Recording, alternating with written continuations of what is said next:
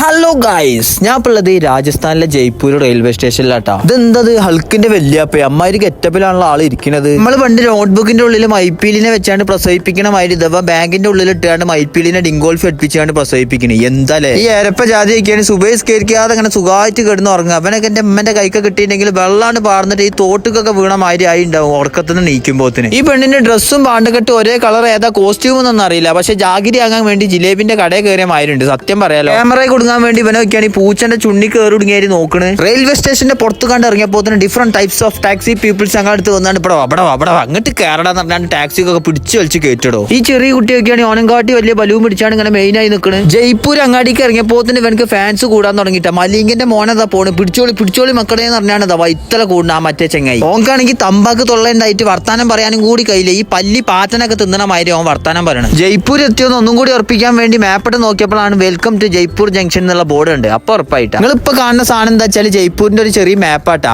ജയ്പൂരിലുള്ള എല്ലാ ബിൽഡിങ്ങുകളും പിങ്ക് നിറത്തിലാണ്. അതുകൊണ്ടാണ് ജയ്പൂർ പിങ്ക് സിറ്റി എന്ന് അറിയപ്പെടുന്നത്. ആ മാപ്പിന്റെ അടുത്തും അതെ സുഖമായിട്ട് ഏതോ ഒരു സുഗുണം കിടന്നുറങ്ങണം. ഓൻ കാല് വെച്ച് നോക്കിയാണ് ഈ അനാശിന്റെ എ ഷേപ്പിൽ കാലൊക്കെ വെച്ചാണ്ട് പഴിച്ചിട്ട് ഞങ്ങളെ പള്ളന്റെ ഉള്ളിൽ നിന്ന് ബാങ്കിന്റെയും കുത്തുബയത്തിന്റെയും സൗണ്ട് ഒക്കെ കേട്ടപ്പോഴേ ഞങ്ങൾ വേഗം ഒരു ഓട്ടോറിക്ഷ പിടിച്ചാണ്ട് അടുത്ത കേരള ഹോട്ടലും തപ്പി ഇറങ്ങിയാട്ടാ. പോണ വഴിക്കൽ ഒരു ടെക്സ്റ്റൈൽസിന്റെ മുമ്പിൽ വെച്ച പരസ്യം കണ്ടാണ് ഞാൻ അസ്തഗ്ഫിറുല്ലാഹ് എന്ന് പറഞ്ഞാണ്ട് കണ്ണാണ്ട് പൂട്ടി. ഈ ചെങ്ങൈനെ കണ്ടിട്ട് പേടിയാണോ? ഇവനെന്താ കടിക്കോ? ഒന്ന് വെല്ലച്ച് നോക്കിയാലോ.